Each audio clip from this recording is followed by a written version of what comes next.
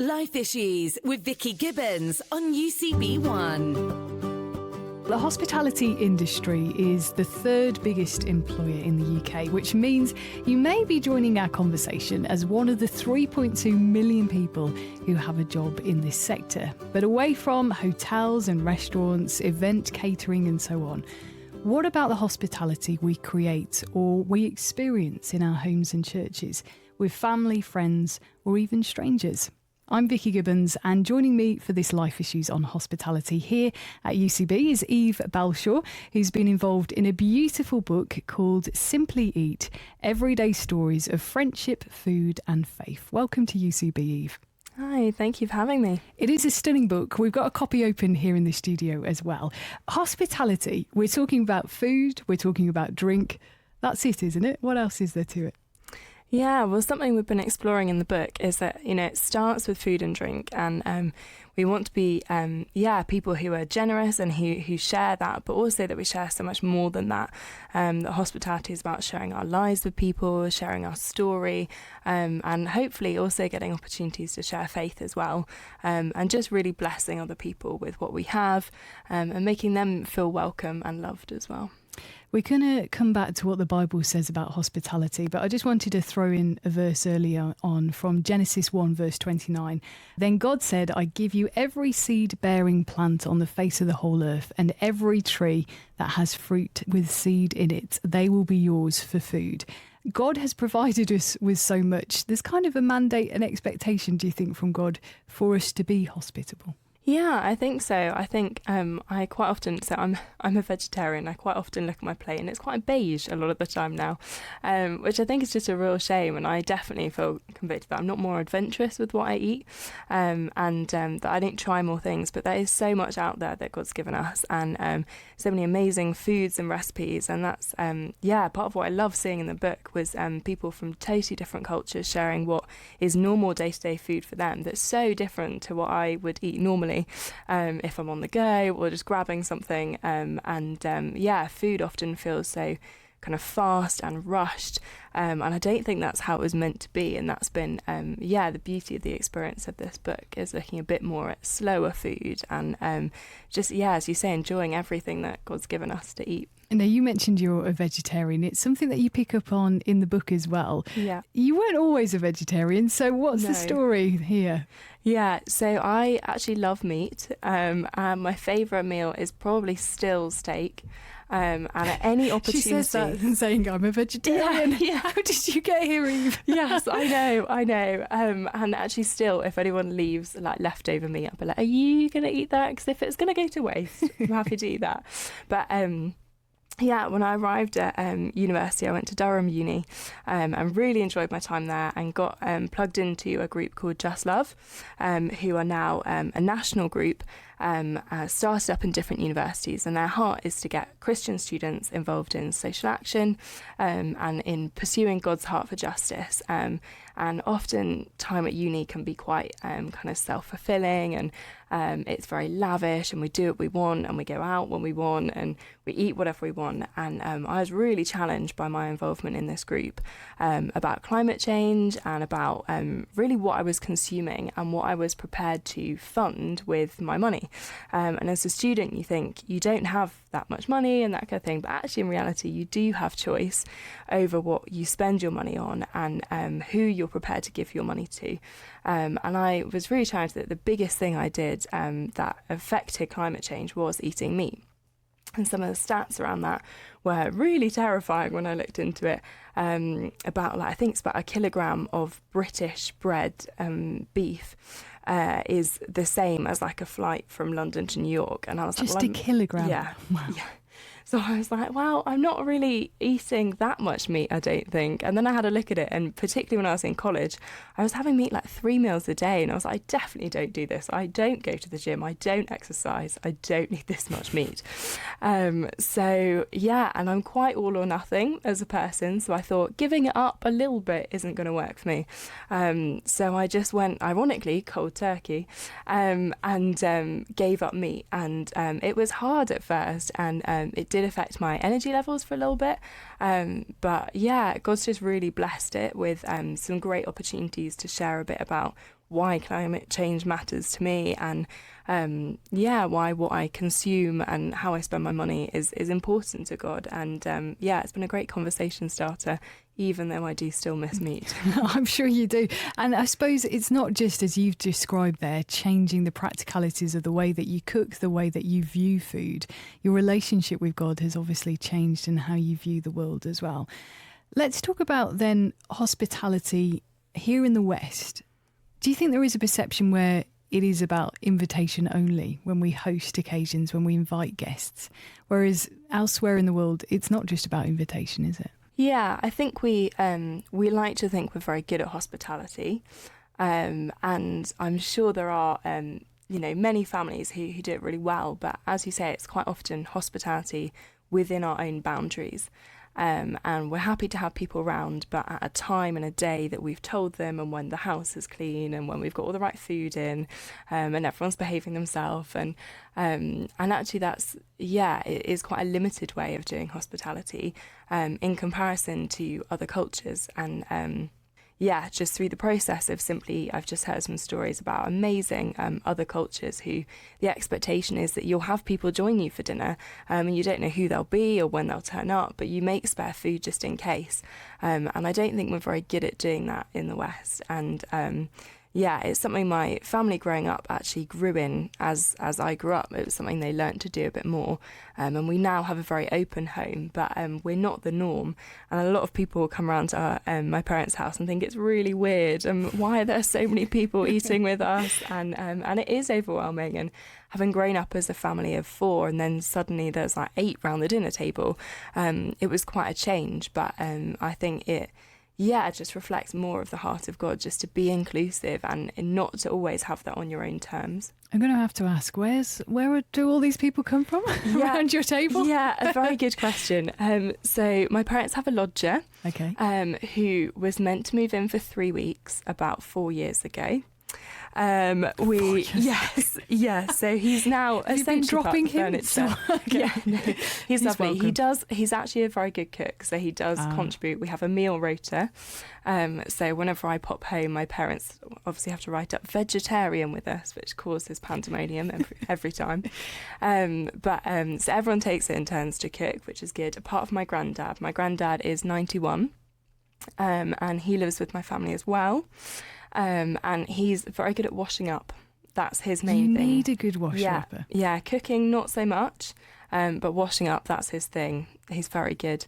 And then my parents have a Filipino vicar who is kind of the chaplain to seafarers. They live in Felixstowe, so a lot of different people coming in and out. And through him, they also get linked up to loads of other people. Like we had a Romanian family living there just a short while ago, and so all kinds of people coming in and out. And then if I'm home as well, and I've got a younger brother, and it's quite weird when we go home, and sometimes it will be just the 6 of us for dinner, which is totally absurd because it was always 4 of us growing up. But yeah, a lot of people join us for dinner. Growing up, did you ever feel like, I just want to be like all the other families, like my friends, and just have our own space as a family unit?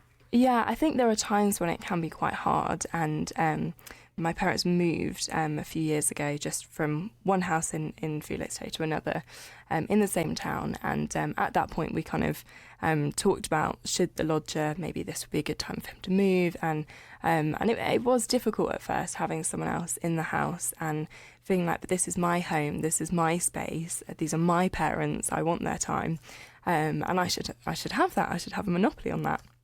But when it came time to move, my parents were saying, oh, maybe we should get the lodger to move out, and both me and my brother were like, actually no, our lodger is a really lovely guy, but has quite a difficult backstory, and actually we've become his family now.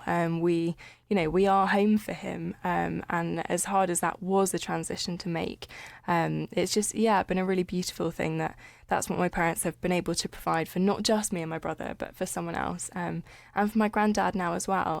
Since my grandma died, he moved in. And it's, I think, slightly crazy for him at times, but keeps him young. There are so many people in and out that he's always got people to chat to. And actually, I wouldn't change that. I wouldn't go to being a family of 4 now that I've experienced what that's like. So creating food, creating meal times, it is about showing love and affection. That's something that Yemi picks up on in the book. He talks about creating his first meal for his now wife, wanting to impress her, which I'm sure many people listening in can think back to their own experiences of perhaps first dates, creating that special meal to show love and appreciation. He does say that she barely touched the food, but he goes on to explore how he's from Western Nigeria, and in African culture, they have a phrase, come and join me to eat. Touching back on what you were saying earlier about how, for him, apparently they never eat without inviting people who are around them to share in that opportunity. What happens perhaps if your pantry is a little bit stretched, though, and you've got quite limited resources? Hospitality doesn't always have to be super lavish. It doesn't always have to be a 3-course meal. It doesn't have to be the best. Obviously, it's great when we can bless people with that and give generously. But actually, for some people, giving generously is just giving people a meal, whatever that looks like, and giving them time and space and energy and love and company. For a lot of people, we have a lot of people in society who feel really lonely, and eating alone isn't fun. So actually just offering the opportunity to eat with other people, regardless of what the meal is I think really powerful and something really precious that we can offer. But yeah, regardless of what the food is, I think it's the company that makes the meal. So whatever you're able to give, I think just being willing to do that and open your home, is really powerful. Well, Eve, throughout this conversation, we're going to be dipping into some of these recipes in the book that we've got in front of us. But we ought to start off with your recipe. So which one have you decided to share? Because I imagine you've got a whole host as a newly founded vegetarian over the years. Yeah, so the recipe that I shared in the book is just sweet jacket potatoes, but called Everyone's Welcome. So they're very easy to make, and something I discovered when I first became a vegetarian was that actually vegetarian food can get very boring if you only eat plain vegetables, or just do a meal you would normally do with meat but just take out the meat element. So I had to get a little bit more experimental and try cooking a bit more. So did you go searching for recipes, or did you create them from scratch? A bit of a mix. Okay. Some things, as I said, when I first started, I would just cook what I'd normally cook, but take meat out, and that didn't really work. Or sometimes I could find a substitute, but I tended not to go for like corn and things, because it was kind of the same price often as meat. And actually I did want to try and challenge myself a bit and try making different things. So for a while I went for jacket potatoes with various toppings, and then I discovered that you could do jacket sweet potatoes, and this was quite revolutionary to me. So that's what I've put in the book. They are a bit more exciting than standard jacket potatoes, but still really easy to do. They don't take that long. You can shove them in the oven and get on with something else, not worry about it. And I've put a suggested topping with it, which is kind of lots of veg and bits, but you can, if you want to eat meat, you can add meat in. Yeah, I think it's a good one to help be aware of people with dietary requirements as well. A lot of people have different allergies, and I know even being vegetarian, when you go to people's houses and you say, I'm so sorry, I'm vegetarian, you feel like you're being so awkward. And that's a choice for me. That's not a dietary requirement. So for those who are lactose intolerant or have a nut allergy, it must be a nightmare to go and feel really awkward and inconvenient. So hopefully this recipe doesn't have too many major allergens. So it's quite easy to cater for people and not make them feel uncomfortable. And hopefully everyone is welcome, as the book says. Wonderful. I am always up for a meal that cooks itself, where you don't have to worry too much about it. Well, this is Life Issues on UCB, as we explore a book all about the celebration of the divine interplay between friendship, food and faith, with, as we've been discovering, delicious and original recipes. It's called Simply Eat: Everyday Stories of Friendship, Food and Faith, and it is published by Instant Apostle. My guest is one of those who's added her own flavours and perspective into the mix, Eve Balshaw. Eve, let's talk about the Bible and the view from the Bible on hospitality. As soon as you say hospitality, I think a lot of us would think of that verse in Hebrews where it talks about the need for us to show hospitality to strangers because we might just be entertaining angels. What else do you draw from the Bible when you think about hospitality? We were having a bit of a chat in the office about this, about who you wouldn't want to have at your table. And we're saying, you know, often it's almost easier to invite strangers because you don't know what baggage they come with, and it's a fresh person and a new person. But I think the challenge is also inviting people in where we do know them and we do know the difficulties and the baggage that they have. And, you know, if you had your kids eating at the table with you, does that change who you would invite? And the challenge is in the Bible is that, you know, we make everyone feel welcome, that there aren't people who are excluded from God's love. There aren't people that he would choose not to speak to. And we see that throughout the Bible, particularly in Jesus' ministry. And there are times when he would eat with people that everyone knew were slightly outcast, that they weren't people that you'd want to share a meal with.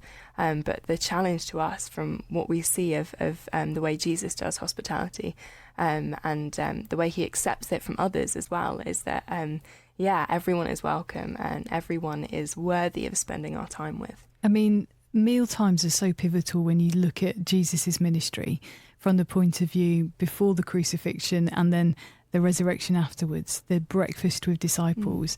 Meal times, as we saw with Jesus and Peter, and that breakfast after the resurrection, can be a place of forgiveness and healing as well, can't they? Yeah, absolutely. I think there's something that really kind of brings people together and really unifying about sharing a meal together. Just not having that rush that we normally have day to day, but just sitting down and eating a meal and taking it slowly and talking between mouthfuls, and just it slows down the pace of conversation and it's quite an equalizer. It helps everyone feel like, you know, we're sharing the same meal. There aren't these huge differences and perceived differences between us. And that can, really help with forgiveness and, just uniting people more and just having people in that same space. So much of what we do in today's world is online. It's not face-to-face. It's not around a meal table. And actually, as Christians, if we can change that culture a bit, that we make meals together and face-to-face contact a real priority, I think that really changes the way that we do interactions, when you can see the other person and you can see a bit of who they are and God's heart for them in that common space around the table. I think that really allows for, as you say, a lot more forgiveness and healing. And it's interesting you picked up there about working online. Part of your role at the moment is working online. Tell us a bit about your job. So I work for the Evangelical Alliance on a website called greatcommission.co.uk, and it's an amazing privilege to get to hear stories of people sharing their faith and people coming to know Jesus. I know I can often feel a little bit kind of dejected or just a bit like, oh, is this really happening? You know, I hear a lot about I need to share my faith, but is it working? And actually we've really seen that it is, that people are coming to know Jesus, and we want to just be telling that story of good news, that the gospel is powerful and it's working today. So every week we share a story of either someone coming to know Jesus or someone talking about sharing their faith in their context. And then we also have resources on there. So we, as EA, we represent a whole load of members, and we want to be able to give people just the best of what we found out there. So if you're looking to share faith with elderly people or with youth or in a rural area or online, whenever it might be, you can go to the website, go onto the ACT section, and there's a whole load of resources there precisely for that. I know that I've definitely really benefited from seeing what's out there and hearing the good news story, and that's what we're trying to do. And I run our social media accounts, hopefully if you're looking for some good news stories of Jesus working in the UK, then that's what we're sharing, that's what we're posting. So greatcommission.co.uk. So Eve, as you're hearing these stories, as you are seeing the fantastic things that are happening with people following Jesus, what about when you think of a verse like in John's Gospel where Jesus says, I am the bread of life? For someone that's coming across Christianity for the first time, it kind of sounds a bit out there, doesn't it? Yeah, there's a lot of language that we use as Christians that we find in the Bible that for other people is quite weird and not commonplace at all. But I think kind of what Jesus is referring to is that he is that daily sustenance, and he's that thing that, bread in that time would have been just a normal part of everyday food. I think it just reflects that fact that he is part of our day-to-day life, and that he sustains us and he fills us up in a way that nothing else can. But also we can demonstrate that quite practically. One of the stories in the book is from an amazing lady that I know called Lucy. And she first came to church after her husband had become really seriously ill. Their whole life had changed, but they just felt that maybe they should try out church, and they weren't sure what it would look like. And as you say, there was so much language and things, they just felt, I'm not going to understand this, it's going to be totally foreign. But she turned up, and it happened to be one of the weeks where my parents' church run a shared lunch. And this is something that my mum's kind of taken on as her thing. She's really big into doing hospitality, and we were blessed by being part of a church with mainly Americans, and they did this really well. So my mum is now a huge advocate for eating together. She's been trained and equipped. Yeah, she knows that it works. And that's what happened for Lucy that morning. She had a history in the catering industry. As you said, loads of people working in that industry. That is kind of home territory for them. And she turned up, and she didn't know anyone, and she didn't know the words they were using or what they were talking about, but she just got involved with actually helping with the food. But she just felt really at home with a meal. And I think that's what Jesus was trying to demonstrate in saying, I am the bread of life. That it's that really natural, familiar, kind of homely feeling, and that daily sustenance. And through that experience, Lucy is now a Christian, and she is an amazing part of that community, and regularly helps with shared lunches and refreshments, and hopefully is providing that experience for other people as well. That's so brilliant. We've been talking a little bit about the professional hospitality industry. The focus so much in that industry is about customer satisfaction, but with Lucy's story, it's about not just getting the daily physical sustenance, but also that spiritual sustenance that perhaps she didn't realise she was lacking and missing, which is a brilliant story to share. What about the Old Testament when we think of meal times? Is there anything that really springs to mind for you there? There was a lot around in times of wilderness and times of difficulty, food being so crucial. When you think of God's people after the Exodus, when they'd left, and all that familiarity of how you'd make food in your own home, all of that was just stripped away from them. They didn't have that anymore. And I think the way that God provided for his people through manna was just that daily reminder of that sustenance, and something in a time of just, huge discomfort and feeling far from home and not knowing what was happening next, being really disorientated. I think, that manna and that sense of eating together, sharing that same meal, reminded all of them that they were in the same place. It was, I'm sure, terrifying and, really daunting, but that they were all in it together, that this was God's plan, that he was sustaining them through that, and that was a meal they could share together as promise that something better was coming. I liked how you use that word of comfort as well, because perhaps when we are in a foreign situation, if we have some food that we are familiar with, it can bring that comfort, it can bring that reassurance. A really good example from the Old Testament with the Israelites and the Exodus. Well, it is UCB. I'm Vicky Gibbens, and thank you for joining us as we explore why, as Christians, God wants us to be hospitable. And who are we meant to be sharing our food, our lives, our homes with? Published by Instant Apostle, the book Simply Eat, Everyday Stories of Friendship, Food and Faith is a great starting point for this Life Issues on hospitality with my guest, Eve Balshaw. Eve, when it comes to us as Christians, it's fair to say a lot of our outreach is done through food with the church, isn't it? Have you got any examples of that happening with your experience of church life? The ones that springs to mind is the story that we have in the Simply Eat book, which is told by my fiancé, Angus, which is about Durham University, the Christian Union, using food as a key part of their evangelism and how they did mission.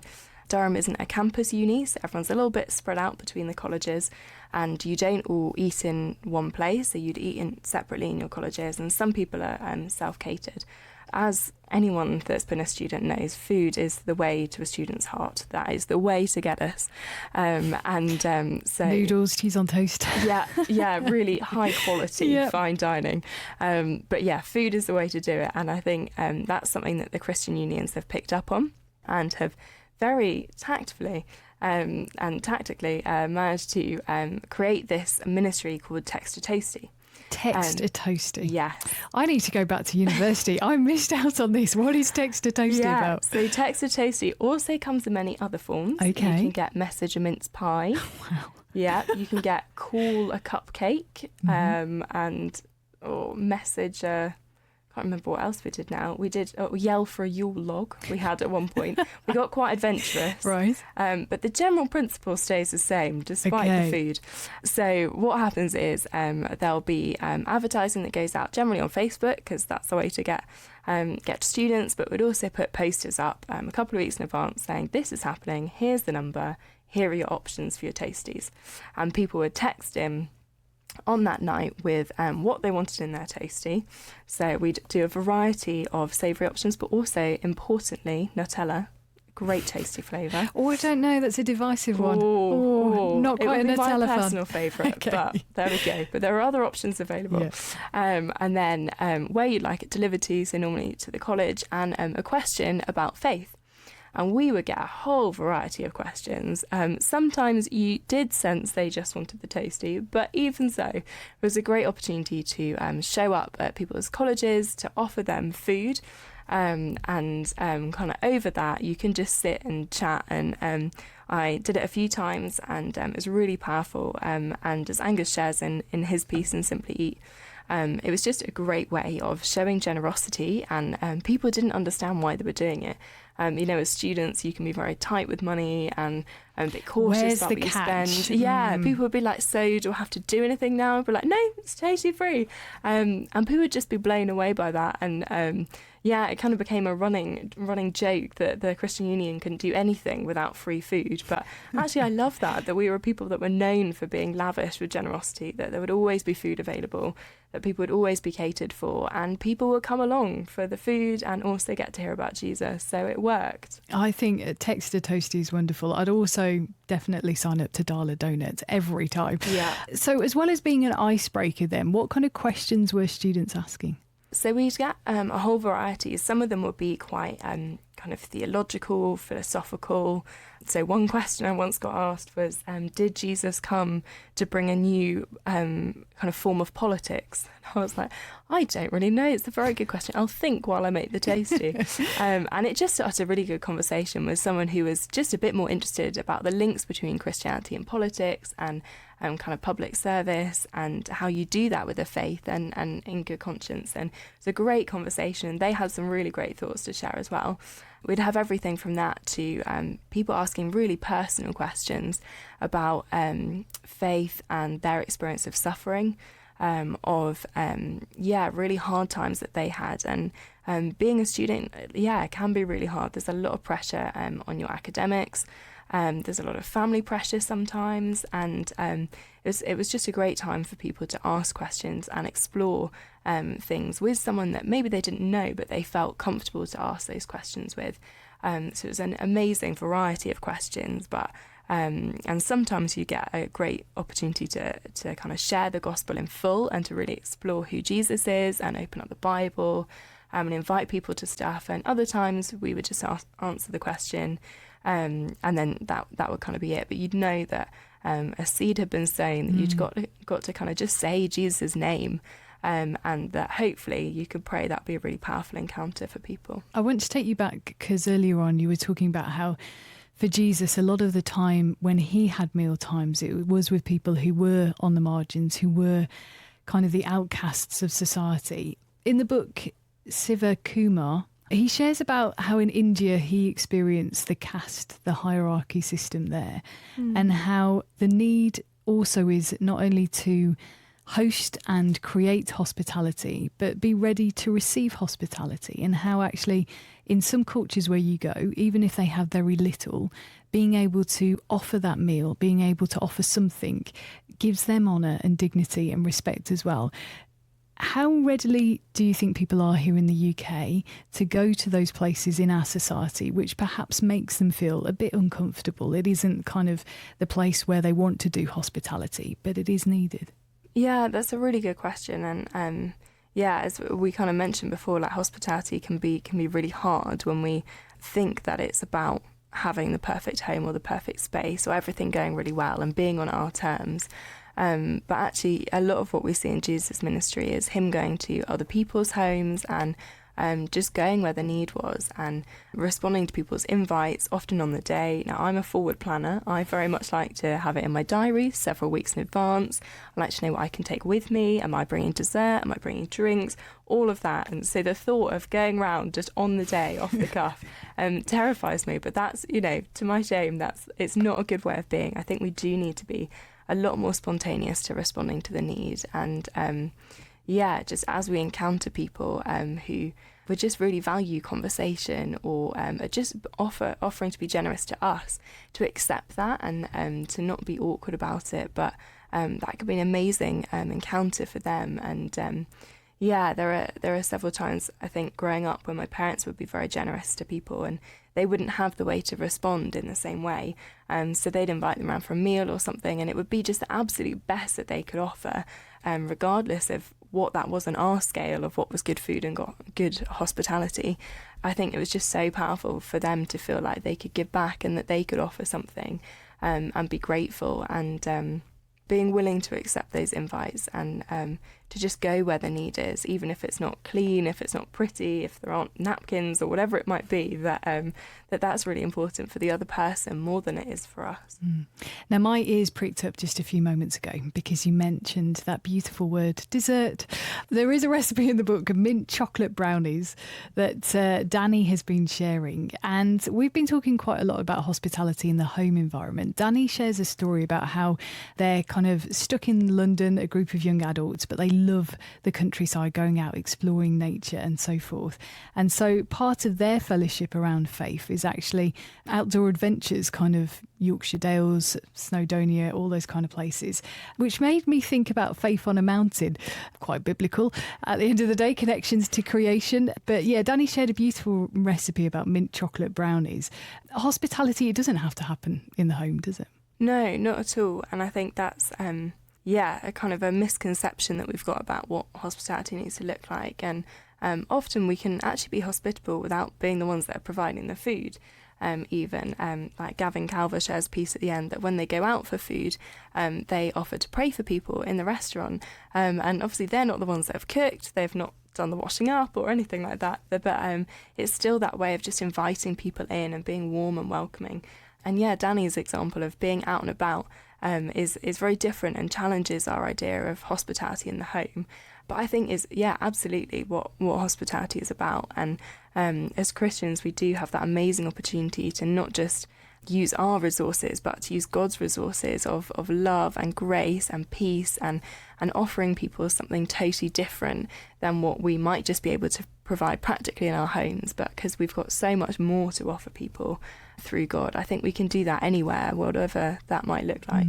By the time this conversation is broadcast, you will hopefully have been married to Angus, who we were talking about earlier on. And just thinking about what that day, your wedding day, means to you and the role that food plays in that environment, and where does faith fit in? Angus is big on food.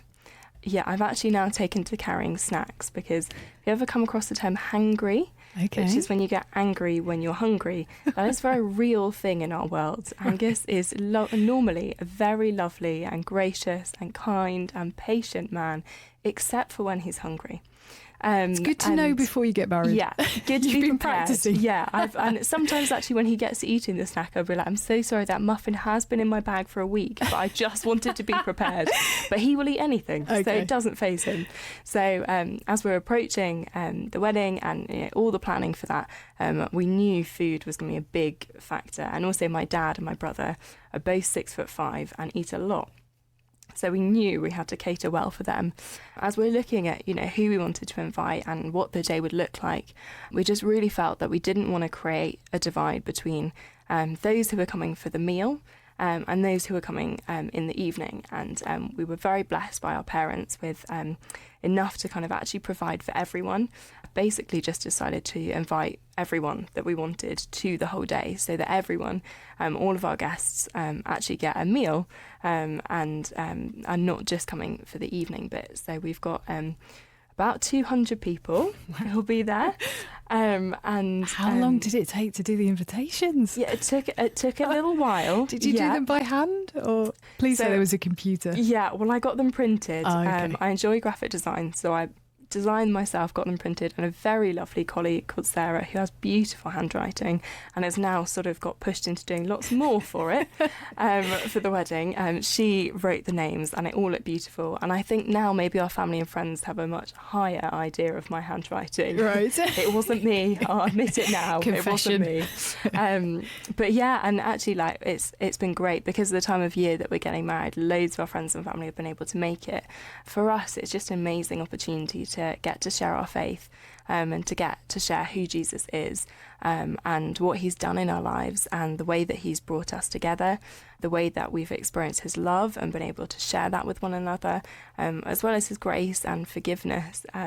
Allowing someone else to see all your faults and flaws. It's a scary process, and we've just been really blessed by the way that our faith has carried us through, and we want to share that with our friends and family. So almost all of the people we invited can come, which is great, and lots of our friends and family don't know Jesus yet, and we're hoping that's a really good opportunity just to be honest about what our faith means to us, and what we hope that will look like in our marriage as well, and for them to have the opportunity to hear it themselves and see if that's something they might be interested in, and all while experiencing great food in the church. So the whole day will be in the church, the reception as well, and hopefully, as my dad said, it's a good opportunity to show people you can have fun in the church, and I think we will. Absolutely. Yeah. I'm just thinking, does Angus know about your childhood and all the visitors that you had at your home that could be a reality for him in the future around your table? He's been well warned. Okay. And I think his first time coming around to the house, he was a little bit overwhelmed by it all. But his family have also operated with a relatively open home. They've had lodgers as well. It's a really interesting point you keep referring to, this idea of having an open home. I know one of the other ladies in the book picks up on this idea that for her home isn't really her home. It's actually part of God's kingdom, and she wants to use it to further God's kingdom, which we can become quite precious about our own four walls, can't we? Definitely our homes can be part of our ministry, and my parents have always said their car is part of their ministry as well. They always help pick people up, give them lifts, have chats in the car, and it's another great space to do that. But yeah, our homes are a great way of showing hospitality, and it was really important to us when we're finding somewhere to rent for our first home that we actually had a guest bedroom, so that if we came across someone who needed somewhere for the night, or we had friends who just needed a bit of time out, that they could come stay with us, and hopefully that they know that they're always welcome, and that space is available, and it can be hard to do that, and definitely as newlyweds you think, but we don't have enough towels, and we barely have enough basic things for ourselves. There's no paint on the walls. Yes, no, it's all a bit chaotic, but actually that's not really the point. I hope my friends wouldn't come around and be like, oh, it's a bit dusty, but actually I'd hope that anyone who comes around feels really welcome, and that's something I've been really privileged to experience in lots of my friends' homes, and just see modelled really well by other people, and I hope that we can model that ourselves as well. Well, this is Life Issues on UCB. I'm Vicky Gibbens, joined by Eve Balshaw, who is helping me explore the theme of hospitality. She's one of many contributors who's been sharing what God has done in their lives with food and faith in a book called Simply Eat, Everyday Stories of Friendship, Food and Faith. I keep referring to you as Eve Balshaw, but by the time this goes out, what will you be, Eve? I'll be Eve Patterson. Eve Patterson, yeah, there we go. With one T. Are you going to change who you are, your Twitter handle or anything like that? Or might do. I currently just have my first name and middle name, so it's where there's don't want to change it just to make a point, but Facebook will get a change. So yeah.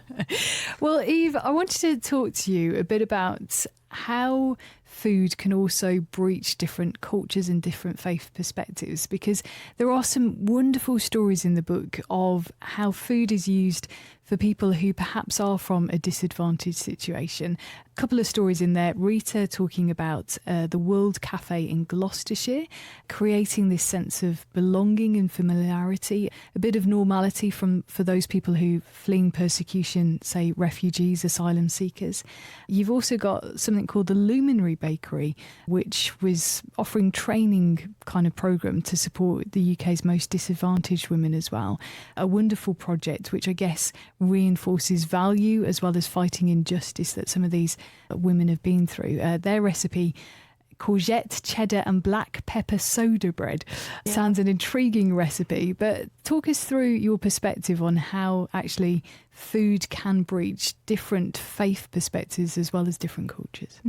So I was actually privileged enough to try that bread. Hey, so there we go. My old housemate is Rachel Stonehouse, who is a head baker at Luminary Bakery and does an amazing job. And it was such a privilege to hear some of the stories of what they do and, as you say, just breach those boundaries and really give people a sense of value and of self-worth who might not have experienced that before, but through that skill of baking and that shared experience of cooking and eating together. And I think, that experience allows us to kind of cross into all different kind of cultures and share across different faiths as well, as you mentioned. And I think food is that common denominator for so many of us, even if the ingredients and the taste might be really different. We all need to eat, and that shared space around the table can really open up conversations. There's a guy in the book who used to be a Hindu priest and shares how he used to eat every day as part of that. That's what they would do together. They'd eat their meals together, and it was a very common experience. And that's something that once he became a Christian, he didn't feel like he really experienced in the same way. So God just really challenged him to be like, well, why not? How could you grow that in your own culture and bring that into how we then share with other faiths? And I think, it's his piece was really powerful in simply about just how we use our food and that space around the table to share faith. And we don't have to have all the answers. So much of it is about just dialogue, just conversation, and just using food to create a space where almost no one's hosting, no one's kind of running the show, but actually it's just everyone's equal, everyone's able to share from their experience. To speak about what they believe and what matters to them, and hopefully as Christians we can kind of be part of that dialogue and share who Jesus is to us and what faith means and how that changes the decisions that we make, such as what we eat and who we eat with. Take us back to the Luminary Bakery then. How did you first of all come across it and what was the thinking for those who wanted to set it up? So I first came across the Luminary Bakery when I was moving to London to start working for the Evangelical Alliance. It was a friend of a friend who put me in contact with Rachel, the head baker. So I actually moved in with her, and I'd not heard about Luminary, but was instantly, she was kind of explaining what she was doing. I was like, this is amazing. So I went along to the cafe and I've tried some of their different bakes, and they're very creative and very tasty. And they're actually doing the cakes for on my wedding as well. So our guests will be able to experience some of their bakes, and it all goes to a great cause. Their whole bakery is about empowering women and creating a safe space for women as well. A lot of women from really difficult backgrounds who don't have a great sense of what they're good at and what their skills are and what potential they have.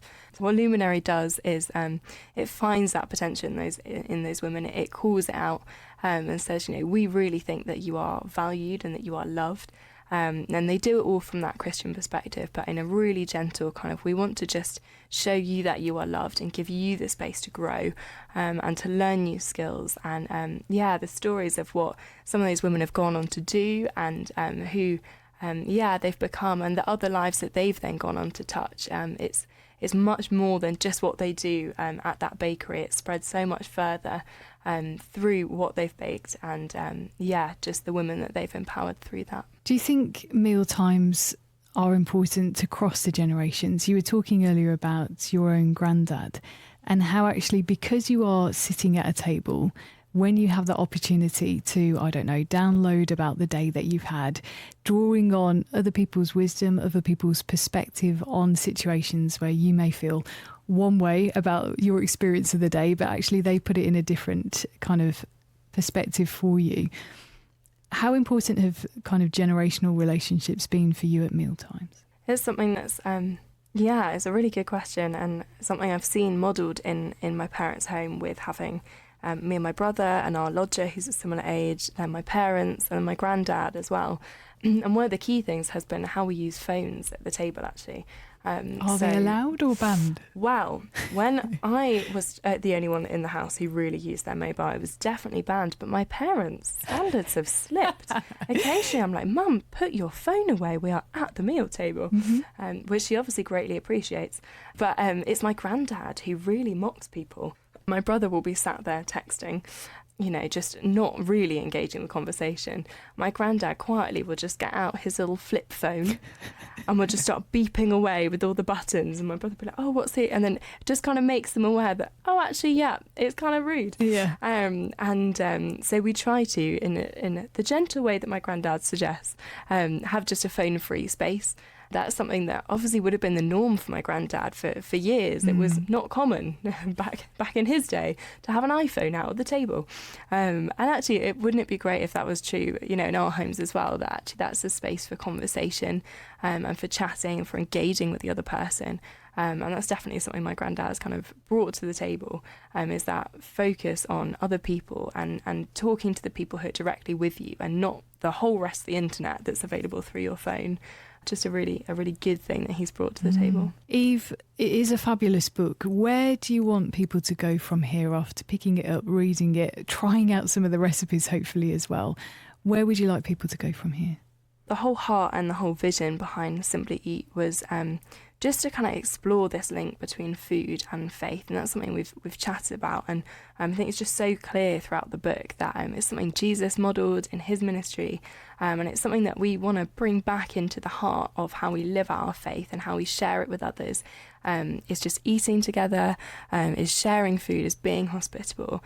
So kind of the first thing is just, get the book, read through, hear other people's stories, be encouraged by that. And just the wealth of different experiences, reading through and hearing about how my experience of eating around a dinner table was totally different to someone else's experience, and was really eye-opening and really challenging, and a lot of kind of what I'd like to model now in how I eat and how I serve other people and host other people has been just really challenged by what I've read in the book about what's normal for other people, just making space for others. And that's kind of the next step is to challenge the way that we do hospitality, particularly as Christians. We want to be known for being lavish and for being generous and for showing the hospitality of God. All of us are welcome with God. He doesn't leave any of us out, and that's what I would hope is true of our homes, and of when we're out and about and we're eating with others, or just the way we treat people, that we're generous and hospitable to them. That would be a real hallmark of us as Christians. And just challenging the way that we view food, I think, is a side product. We have a culture that's very focused on how we look, and what we eat then feeds into that. And to be people that enjoy food and that treat it with the respect that it deserves, it's all provided by God. He is so generous to us. Just having a really healthy perspective on what we eat, and then in turn who we eat with, and the opportunities that gives us to talk about Jesus and to demonstrate what he showed us in his ministry.